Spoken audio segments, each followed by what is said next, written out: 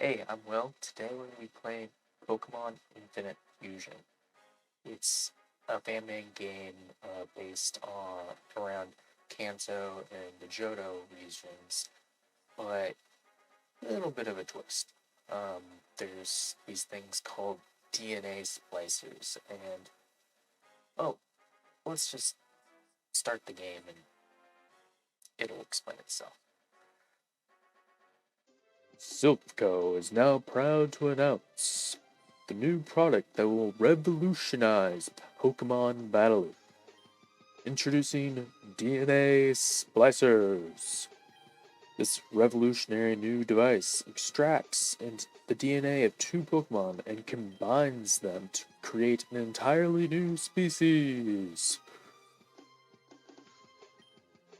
Select any two Pokemon, use your DNA splicers on them, and just watch the magic happen before your eyes. That is cursed. Fused Pokemon can learn moves from both halves, which gives them an edge over regular Pokemon. You can now even try it on your very own Pokemon. DNA Splicers, now available for purchase at every Pokemart.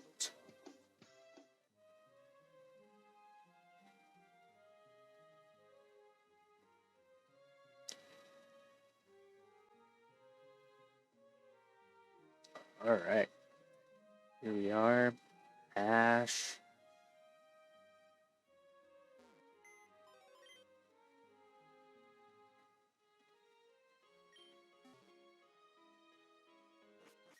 And so we head downstairs and are greeted by our mother telling us we've received a letter congratulating us on being accepted to become a Pokemon trainer and can begin our journey to collect badges and compete in the Pokemon League Championship.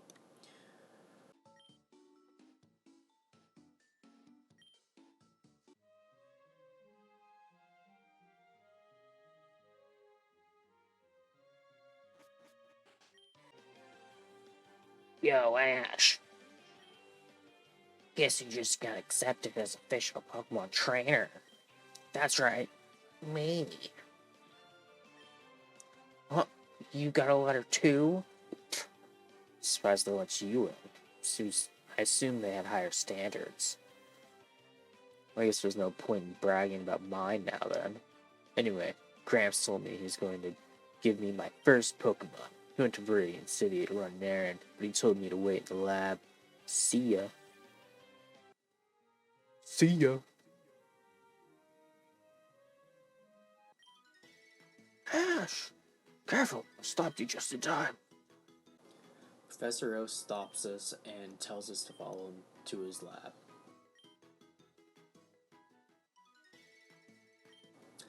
Oak takes us to his lab and tells us that there's a Pokemon on the table for us and scolds his annoying grandson for interrupting him.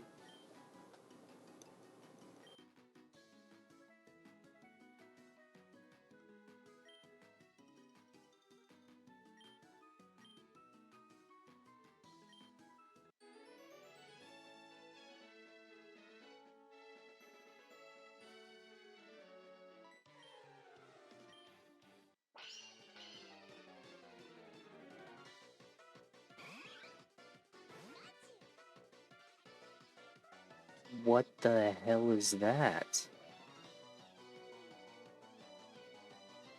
Since when is that Eevee? What in the world? Okay.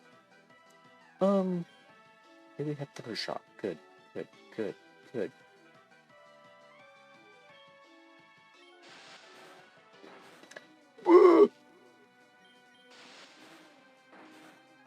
Are you kidding me? Wow.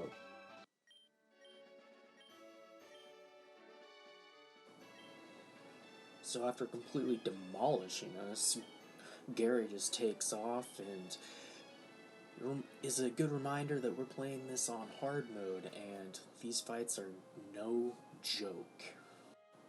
We head over to Gary's house and get the town map from his sister, despite Gary telling her not to give it to us. And as usual, Professor Oak asks us to go to Viridian City to pick up a parcel for him and bring it back. So we're off to Viridian City.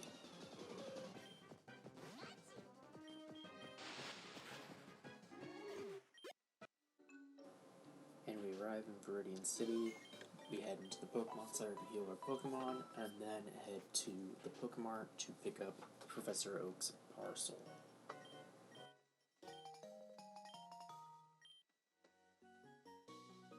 Give away a free DNA splicer. Okay, okay. I like this. It's very nice. And we're off to Pallet Town to deliver the package where Professor Oak will give us our Pokedex and our first Pokeballs, making the adventure finally completely off to its real start.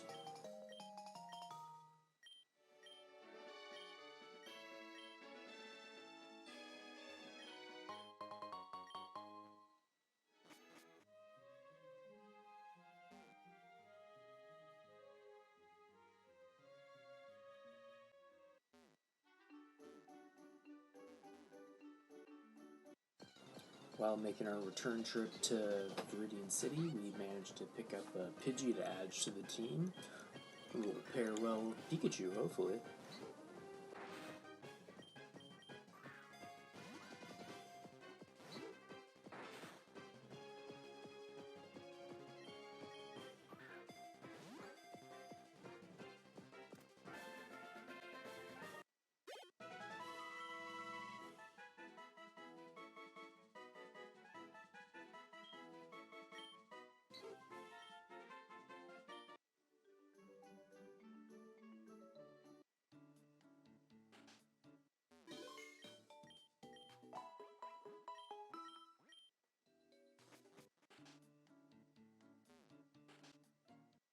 Well, hello. This guard wasn't here before.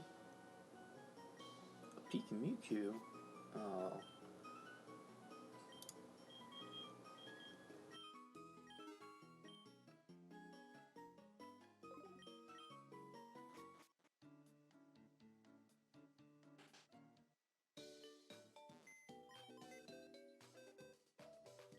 Pikachu can just go on PC.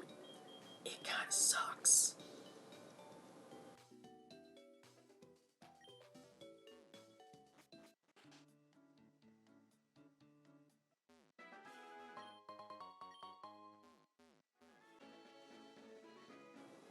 Now that we have 2 Pokemon, we can try out one of those DNA splicers we got earlier.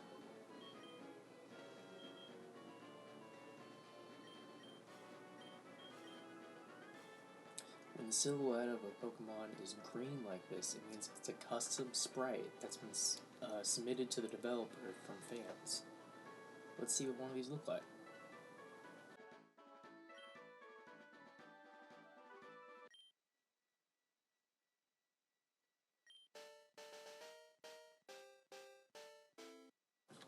Kind of cool.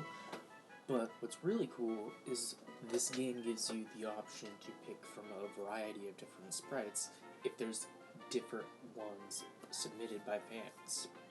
So this Pikachu Pidgey has a few different options. I ended up picking this one just because I kind of like it. And then this screen, you pick the ability and nature of the Pokemon. The nature is based on just the 2 that you use to fuse the new Pokemon, and the ability is determined by which Pokemon you have set as the primary typing and the secondary typing, and vice versa. And on to our first trainer battle. Was youngster Pat got for us? A Speargy. Piggy has no problem taking this thing out. I mean, just demolishes it.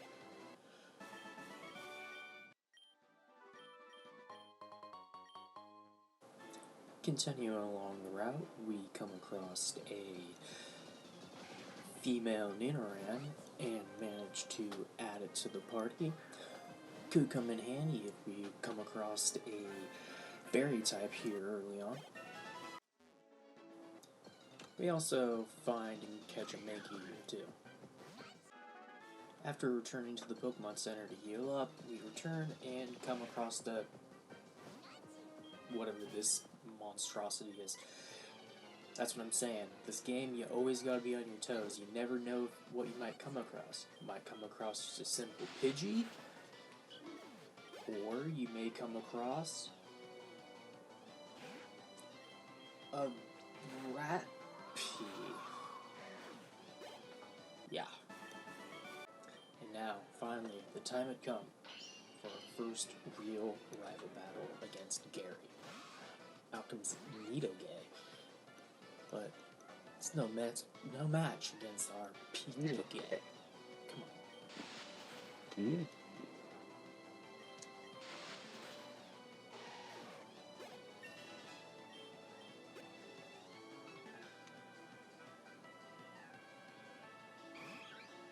And back out to this very strange Eevee.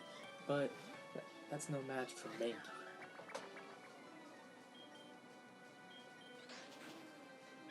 Bye-bye.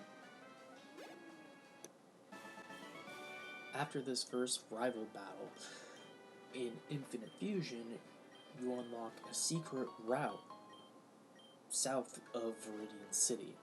So before heading up to Pewter in Viridian Forest, we're going to head over there and grab a few items.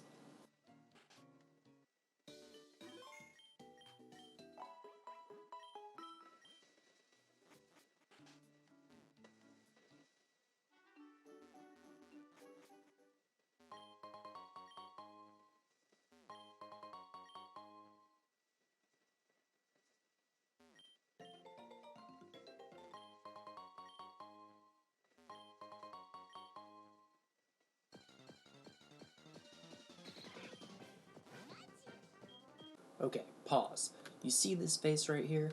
This is the face of disappointment. I'm so glad I'm not doing a Nuzlocke on this run. Ditto, are you kidding me? Anyways, moving on.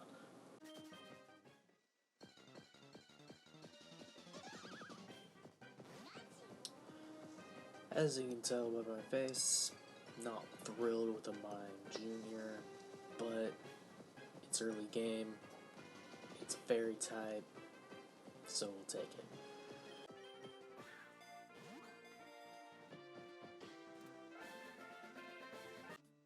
After returning to Pokemon Center and healing up, it's time to head out to Pewter City.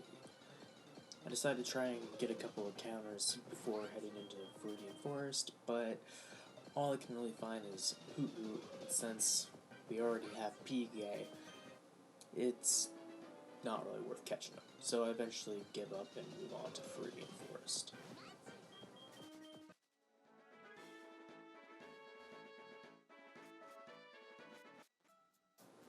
And on to Viridian Forest.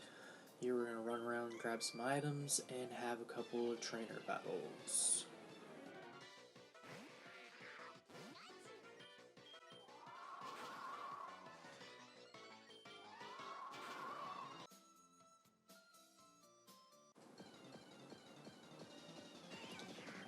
This was one wild encounter of note. Stuff of nightmares. Continuing on through Viridian Forest, there's a couple more trainer battles, but they're mainly bug catchers, so they're pretty easily handled by Pigay. We make short work of them and make our way to Pewter City.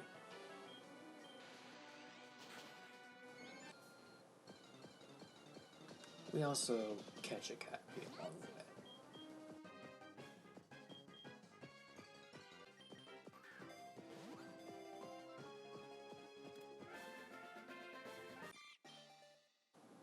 On our way to Brock, we were able to evolve our Caterpie into Metapod, and eventually into Butterfree.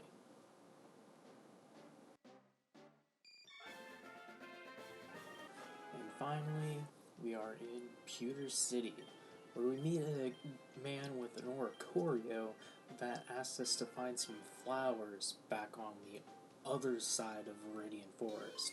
So, guess what? We gotta turn around and go back. But we'll skip that in the video. See you in a bit. In addition to this guy asking for flowers, you'll find a hotel in every town that you encounter. And inside you'll find 3 people that have side quests for you to complete. If you complete enough of these throughout the story, you will unlock items that make the story either easier or just completely doable. You unlock Flash this way, and I think maybe one other HM if I remember correctly. So we're going to do some of these quests, but we probably will skip through some of them because they're pretty tedious.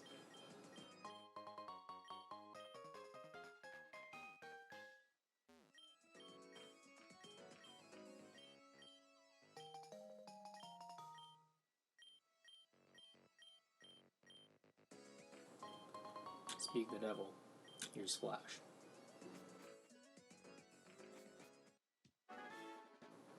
So we've returned from the other side of Viridian with the flowers, and he wants red flowers now from another area. As you can see, we're going to have to come back to this guy a few times throughout the game. And so now on to Pewter City Gym and fighting Brock.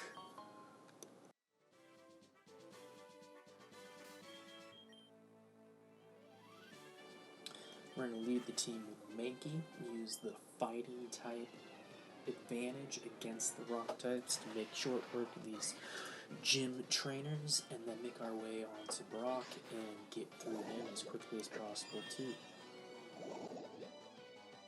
Jeez.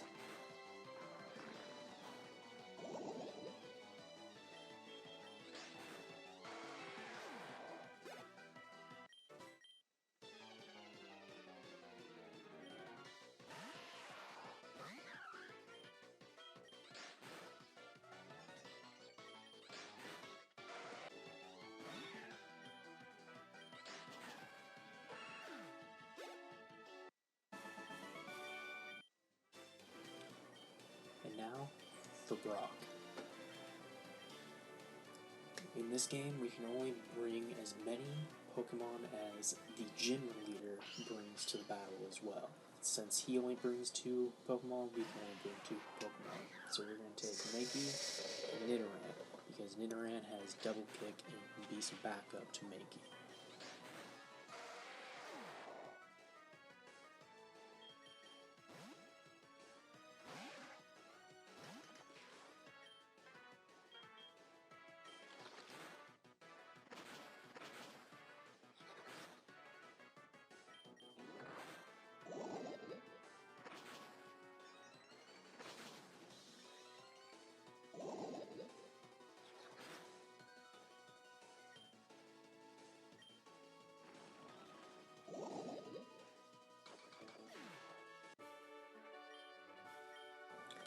And just like that, thanks to a clutch poison, thanks to Nidoran, we have the Boulder Badge. And as we're leaving town towards Mount Moon, we get stopped by Professor Oak's aide.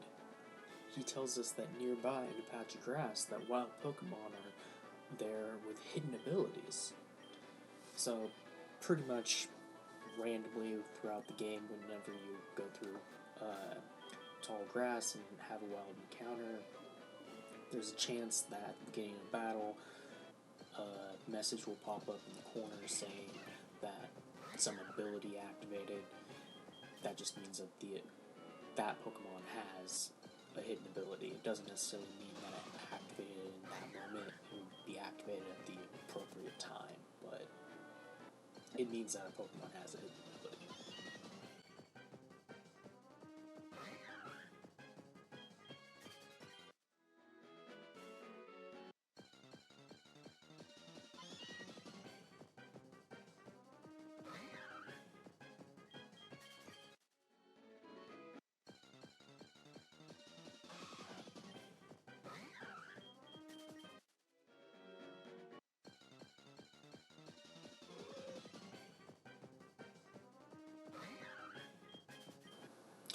After a while of trying to find something good in the wild, all I find is Meowth and Hoot Hoot. Sorry to Meowth and Hoot Hoot fans out there, but I ain't interested. So I decided to just go ahead and start fighting the trainers on the route.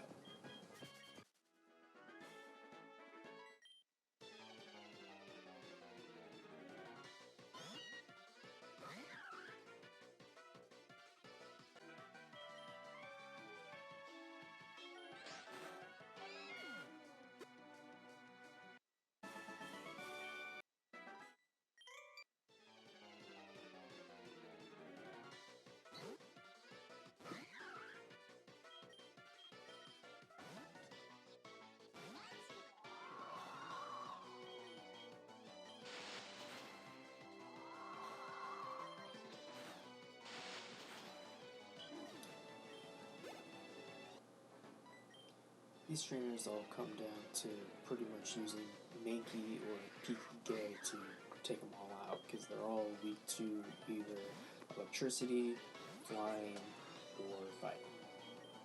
So we make short work of them all.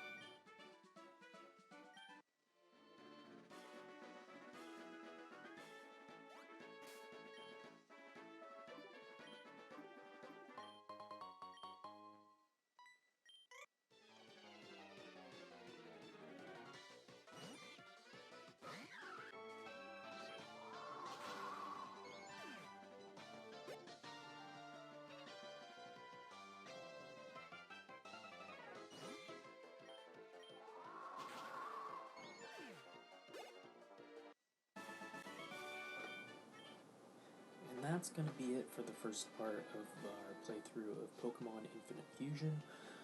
Part 2 should hopefully come here soon.